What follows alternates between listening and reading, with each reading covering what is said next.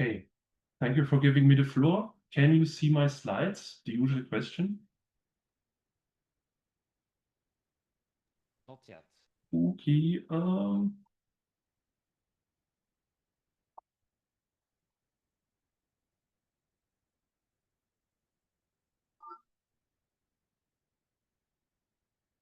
can you see my slides now? Excellent, excellent. Okay. Now I just gonna shuffle around my screen a bit so I can. Sorry, I just have too many windows. I will have it sorted out in a moment. Can you still see the slides? Thank you. Okay, awesome. Yeah, thank you for giving me the floor. You're already aware of the title of my presentation. By the way, if there are any problems with sound or image, please let me know. Are the slides moving, by the way? Beverly? Are the slides I can see, are the slides moving forward? Sometimes they get stuck. Okay, awesome. Yeah. You already got an overview about all the various things I do, so I just quickly go through them. I work at a disability rights organization. I'm a board member of Neurodiversity Belgium. I work at the WHO advisory group. I'm in the advisory board of a German disability organization. I'm also a volunteer with the European Council of Autistic People. I'm an individual member of a Portuguese autistic organization, and also I'm a individual member of the German Society of Bipolar Disorders. You might have spotted some autistic elements already. I identify as neurodivergent, and I'm diagnosed as autistic and bipolar. I identify as and I'm recognized as disabled in Belgium and Germany. That's important for my presentation. I see myself as an activist for disability rights, and I see myself as a neurodivergent self-representative. And why am I giving this presentation? I'm convinced of the need to have strong cooperation between the independent living movement and the neurodiversity movement. But it is the story of a relationship that is not always easy. It's a mixed relationship. On the one hand, there are significant overlaps between the neurodiversity movement and the independent living movement. For example, the European Council of Autistic People is part of it. But there are many questions and misunderstandings.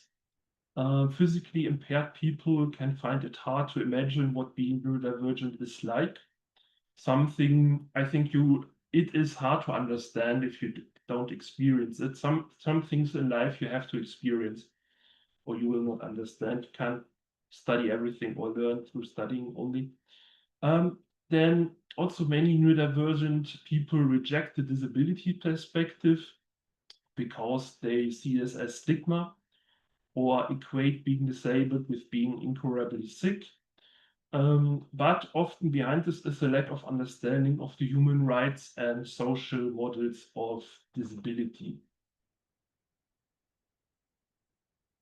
So in my presentation, I hope to shed light on what are the human rights and social model of disability. It's a philosophy of stigma, but of liberation. That much I can spoil already. And I'm convinced that the independent living approach holds the key for better lives for neurodivergent people. And also, why does it make sense to get organized? So, and I really want to kick off with the question, want to ask, can neurodiverse people participate equally in society?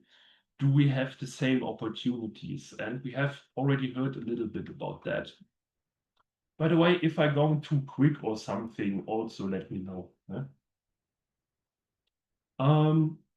So I want to ask, do you have adequate help with personal support needs?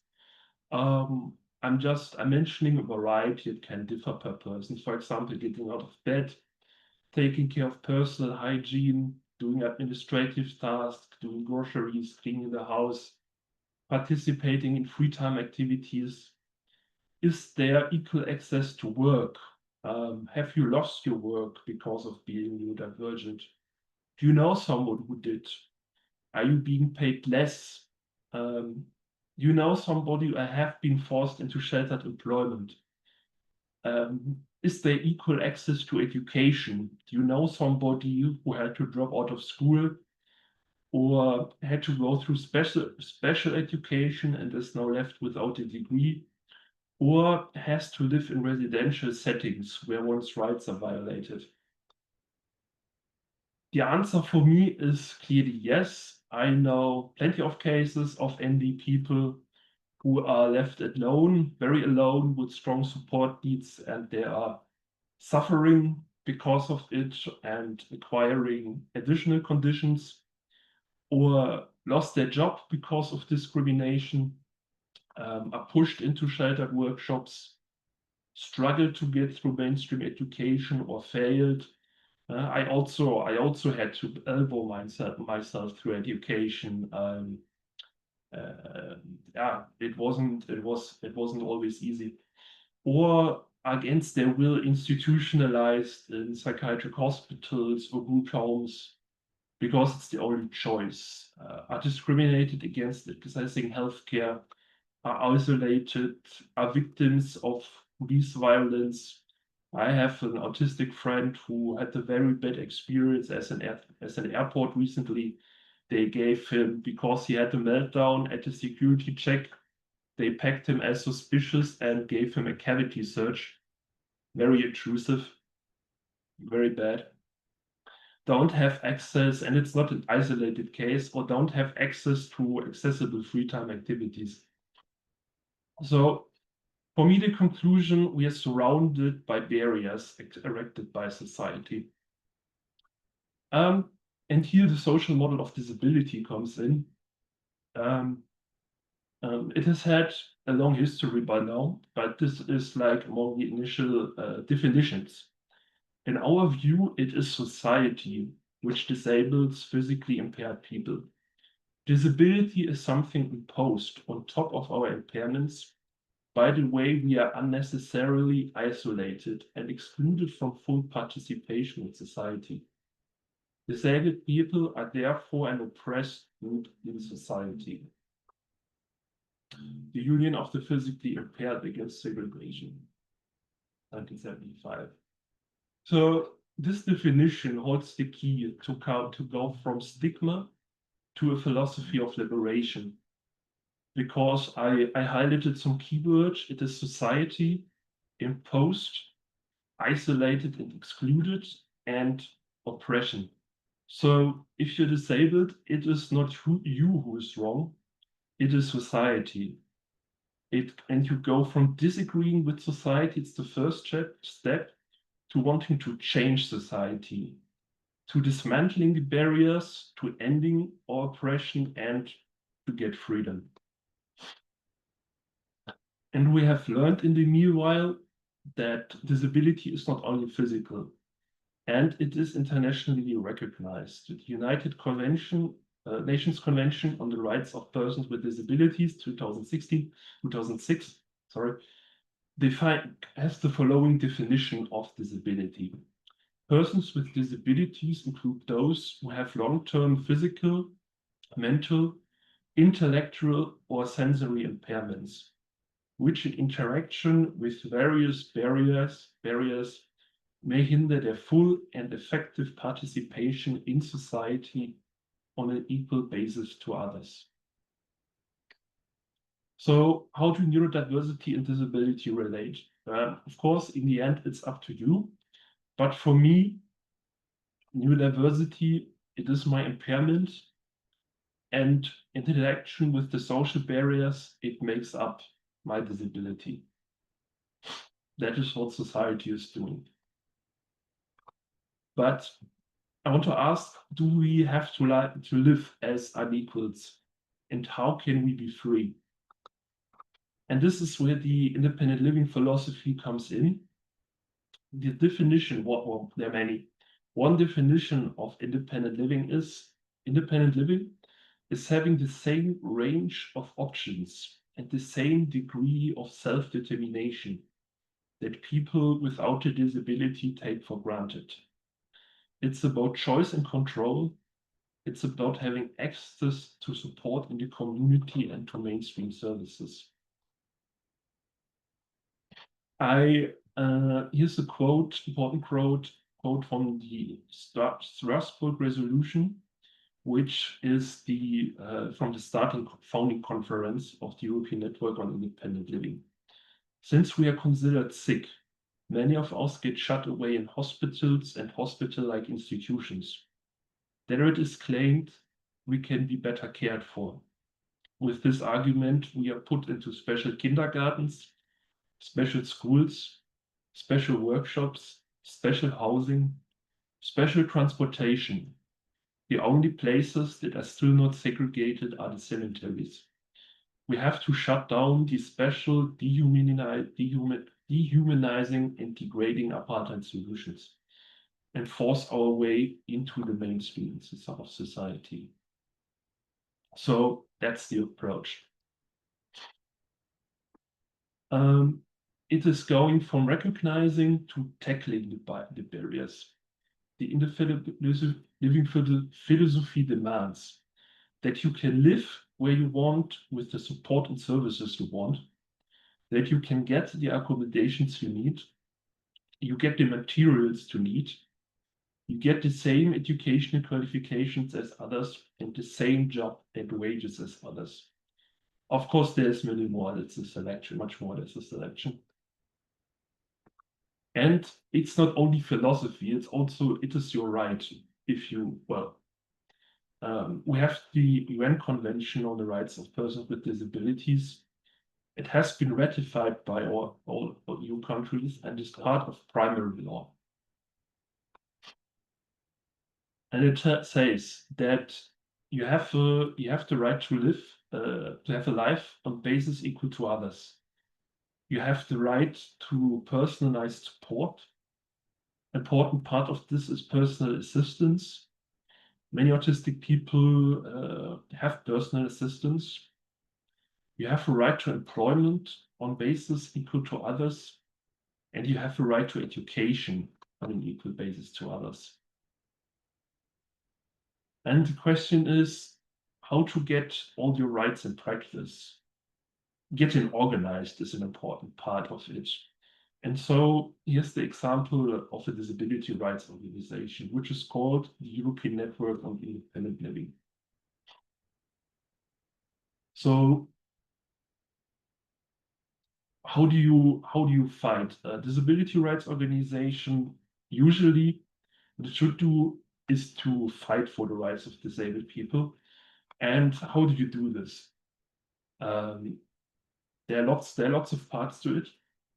I'm giving an overview of some policy and advocacy, some pillars, policy and advocacy, protest, legal action, research, awareness raising, and empowerment actions. So advocacy work, we have lobbyists we can send to fix things with the politician. Here you see a neurodiverse gentleman at work. Here we are at the United Nations, putting the EU under review, making sure that they go to good bollocking. Protest. We protest regularly. And also we were in an event here where a deaf man, some police officers were trying to arrest a deaf man for protesting, but we protested anyway. So we don't get intimidated. Litigation, we also have lawyers. We have litigation projects. One of our lawyers is also neurodivergent. And sometimes it is also successful. Like there was a landmark ruling of the European Court of Human Rights. Yes. Knowledge and research and knowledge and awareness. We have researchers who publish books and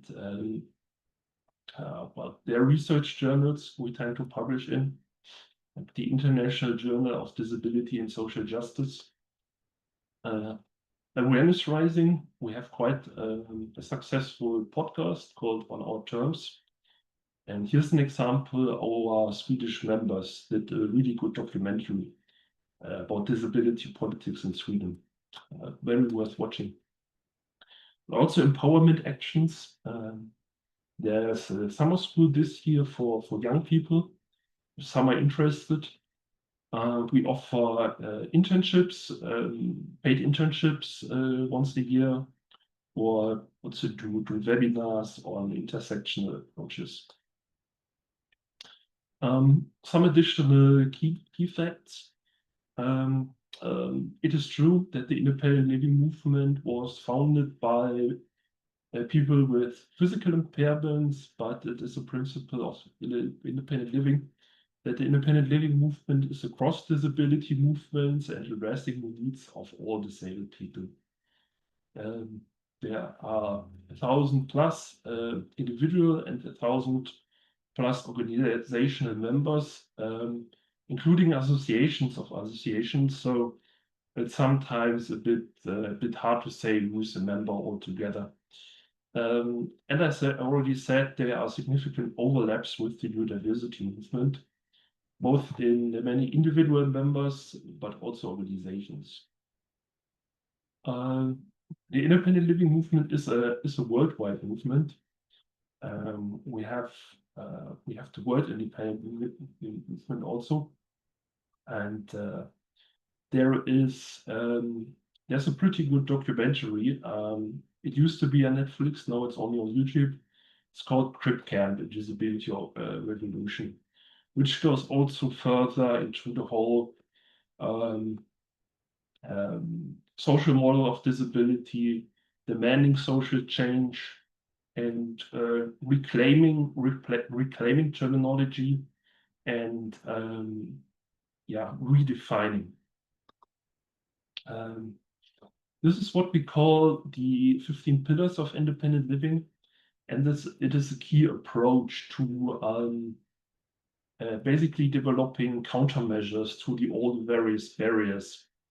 A very important one, also to address the support needs of neurodivergent people. It's called personal assistance. Well, there are many others. In Flanders, for example, this is implemented through what is called the personal budget. It allows you to purchase various services, but there are various problems with it, with how it is being implemented. And I want to present an example of an advocacy action. I picked one with the objective to improve access to employment. To do this, there are various instruments available. You can tackle the employer side and improve anti-discrimination legislation. But I marked in bold here because I want to go more into this. You can also tackle the employee side. There are also various instruments. One is called sheltered employment, like sheltered workshops. It's very common in Belgium, but also supported employment. I already mentioned this example. Part of supported employment are accommodations at work, that you get more time for tasks, lower workload, or better opportunities to working from home, but also personal assistance at work. I assume for neurodivergent people, job coaching is also helpful method. But personal assistance can help with controlling stimuli or remaining focused and emotionally balanced. Like for people with physical impairments, it is more assisting with basic tasks like personal hygiene. Can also be helpful for neurodivergent people, but it is then also often used to slightly different, like somebody being with you, warning you. Like we often have problem noticing things, like for example, me, I often don't notice when I get overwhelmed until it's too late. Or I have to watch my body and only notice indirectly when I'm stressed. And some autistic people have personal assistants use this to help with this. Yeah, and in this context of which instruments we have problems when it comes to distributions of funding. Countries are channeling huge amounts of money into sheltered employment. Like Belgium is planning to use 30 million euros until 2023 to create 1,000 additional places. We are trying to do something against this by reforming a field of EU legislation, which is called state aid. What is that?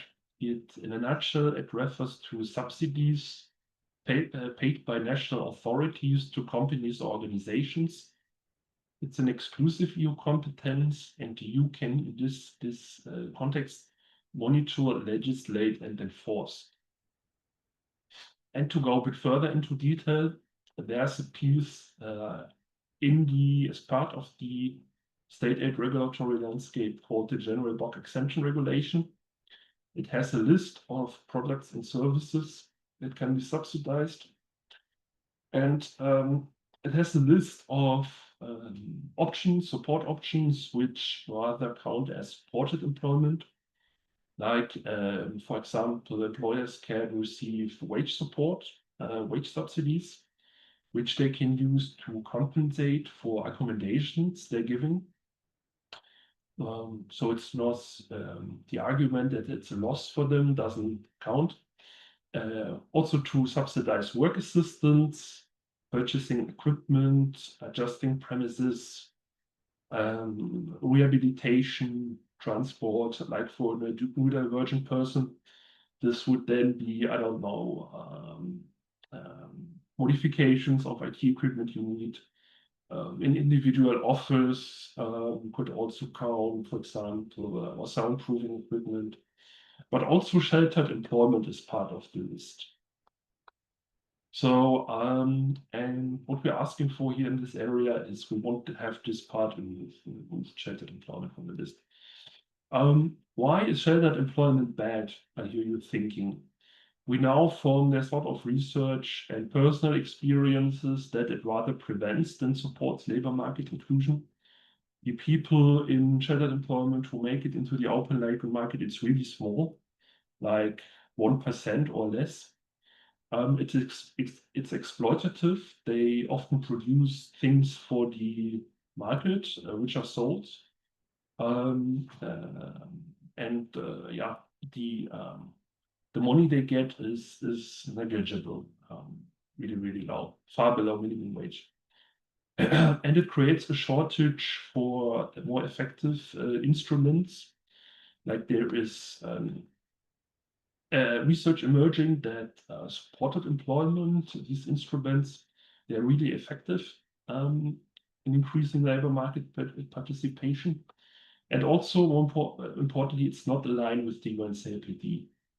So, and then what do you do? What do you do about it? How do you start an advocacy campaign? An important starting point is to providing evidence. We are gathering evidence and have now quite regularly for 3 years published reports every year.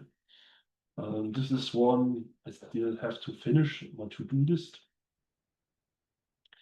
Important part was getting the United Nations on board.